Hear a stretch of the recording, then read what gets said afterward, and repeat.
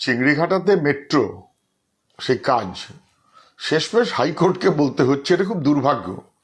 যেটা সরকারের করা কথা, পশ্চিমবঙ্গ মানুষ তাদের প্রয়োজন, মেট্রো পরিষেবাটা যদি এক্সটেন্ডেড হয়, যদি চিংড়িঘাটাতে কাজটা কমপ্লিট হয়, তাতে রাজ্যের মানুষের সুবিধে। এটা রাজ্য সরকার করতে চাইলো না বা করতে পারলো না বা তালগোল পাকাতে চাইলো, সবাই বুঝতে পারছেন। কোর্ট বলল, হাইকোর্ট।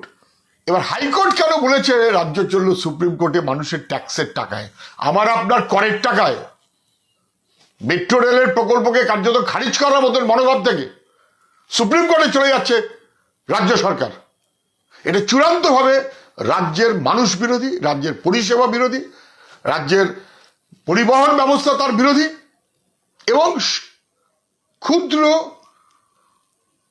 রাজনৈতিক মনোভাবে মানুষের বিপদ ঘটাবার জন্য মানুষের ট্যাক্সের টাকা খরচ। এটা খুব দুর্ভাগ্য যে এরকম একটা সরকার পশ্চিমবাংলা, যে মানুষের বিরুদ্ধেও কার্যত নানান রকমের ঝঞ্ঝাটের মধ্যে যুক্ত থেকে টাকা খরচ করে যাচ্ছে। খুবই দুর্ভাগ্য।